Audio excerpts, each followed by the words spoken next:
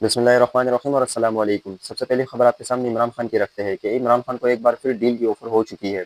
یاد رہے کہ اس دفعہ ڈیل کچھ اور نہیں بلکہ ایک ایسی بات پر ڈیل کی گئی ہے جو ہمیشہ جو حکومت، اور آپ کو بتاؤں گا کہ وہ کیا بات ہے، اور اب مزید عمران خان کو جیل میں نہیں رکھنے کی کافی سارے لوگ یہ کہتے ہیں کہ عمران خان کو اب جیل سے نکلنا چاہیے۔ یاد رہے کہ موجودہ حکومت میں بھی جو وزراء ہے وہ بھی یہ کہتے ہیں کہ اب عمران خان کو مزید جیل میں نہیں رہنا چاہیے، کیونکہ عمران خان کو جب سے جیل میں تب سے ان کے پاپولیٹی میں اضافہ ہوتا جا رہا ہے، نہ کہ ان کی عزت کم ہوتی جا رہی ہے۔ ان کا بھی جب سے حال ہی میں 2 سال ان کو ہوتے ہوئے، حالانکہ انہوں نے احتجاج کی کال دی تو کتنے لوگ باہر نکل آئے، اللہ کے انٹرنیشنل میڈیا بھی حیران ہو گئی دیکھ کر۔ اب عمران خان کے ساتھ اب ڈیل کرنے کی اب آخری آپشن یہ ہے کہ عمران خان کے ساتھ ڈیل کیا جائے۔ یہ کافی ایک سینئر صحافی ہے، انہوں نے ایسا کہا ہے کہ اب عمران خان کے ساتھ جو موجودہ پی ایم ایل این کے ایک رہنما ہے، اور جو عمران خان سے انہوں نے ملاقات کی ہے، عمران خان سے ملاقات نہیں کی لیکن جو ان کے ذرائع کہتے ہیں ہمیں بتاتے ہیں کہ اب عمران خان کو جو ہے نا ڈیل کے اوپر یہ کی گئی ہے، اب آپ کی رہائی ہو گئی تو آپ نے باہر جا کے، ایک تو آپ نے پیپلز پارٹی کے ساتھ بھی ہمارے ساتھ مل کر صلح کرنا ہے، دوسرا اگر آپ کی حکومت ہے یا آپ اگر باہر آ گئے تو آپ یہ تقریر میں یا ان چیزوں میں یہ بات نہیں کہیں گے کہ میں ان کو چھوڑوں گا نہیں۔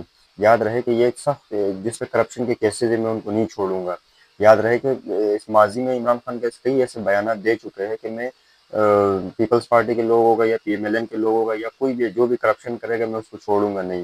اس وجہ سے اب انہوں نے ایک اپنے وزراء کو کہا ہے کہ آپ عمران خان سے ملاقات کر کے یہ بات کہو کہ اگر تم نے جیل سے باہر نکلنا ہے تو تمہیں یہ کچھ شرائط ہے، اور اس کے بعد جو مین شرائط ہے وہ یہ ہے اب کہ تمہیں جو ہے نا اگر جیل سے باہر نکلنا ہے تو تمہیں یہ الفاظ نہیں ادا کرنے ہوں گے۔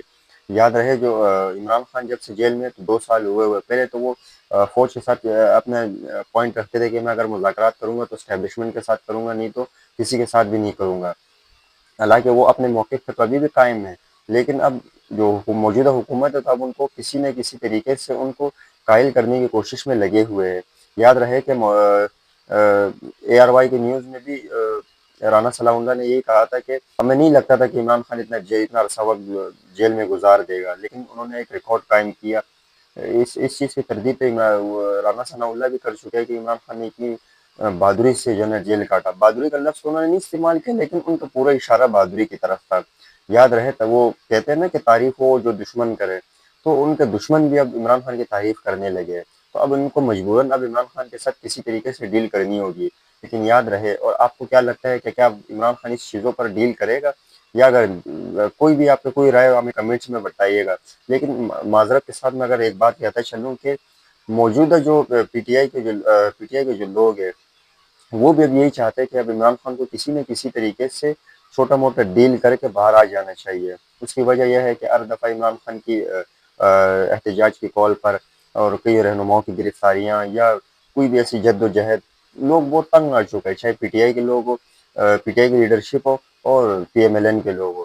اگر عمران خان فرض کرے عمران خان احتجاج کی کال دیتے ہیں تو پھر پورے جو ہے نا حکومت کو پریشانی ہوتی ہے، اور جو موجودہ لیڈرشپ جو پی ٹی آئی کے لوگ ہیں ان کو بھی کافی پریشانی ہوتی ہے۔ پی ٹی آئی میں ورکر کو نہیں، پی ٹی آئی کی موجود جو لیڈرشپ ہے، جو بڑے عہدوں پہ، ان کو جو ہے نا کافی تکلیف ہوتی ہے۔ لیکن علی امین گنڈاپور کو بھی اس چیز پہ تنقید کا نشانہ بنایا جاتا ہے کہ جب بھی وہ احتجاج ہوتے ہیں تو وہ اپنے آپ کو منظر سے غائب کر دیتا ہے۔ تو اب پی ٹی آئی کے اندر سے بھی آوازیں اٹھنی شروع ہو گئی ہے کہ اب عمران خان کو ڈیل کر لینی چاہیے۔ اگلی خبر آپ کے سامنے شیر افضل مروت کے رکھتے ہیں۔ شیر افضل مروت اب پی ٹی آئی میں شمولیت کے اختیار جو ہے نا انہوں نے عمران خان کے ہاتھ میں دیا ہے۔ کہہ رہے کہ چند دنوں میں عمران خان سے ملاقات کر کے اور پی ٹی آئی میں شامل ہوں گا یا نہیں، اس کے بارے میں عمران خان سے ملاقات کے بعد بتاؤں گا۔ دوسری جانب انہوں نے علیمہ خان اور عمران خان کی بہنوں اور عمران خان کے خاندان پر کافی تنقید کرتا ہوا آ رہا ہے۔ دوسری جانب انہوں نے سلمان اکرم راجہ پر بھی کافی تنقید کرتا ہے وہ، اور جب بھی کوئی ایسی بات ہوتی ہے تو سلمان اکرم راجہ پر کافی تنقید کرتے ہیں اور علیمہ خان پر کافی تنقید کرتے ہیں شیر افضل مروت۔ تو اب دیکھتے ہیں کہ آنے والے دنوں میں حالانکہ پی ٹی آئی کی جو موجودہ لیڈرشپ ہے وہ بھی یہی چاہتی ہے کہ شیر افضل مروت پارٹی میں دوبارہ آئے۔ اب دیکھتے ہیں کہ آنے والے دنوں میں کیا ہوتا ہے، شیر افضل مروت پی ٹی آئی کو دوبارہ جوائن کرتے ہیں یا نہیں۔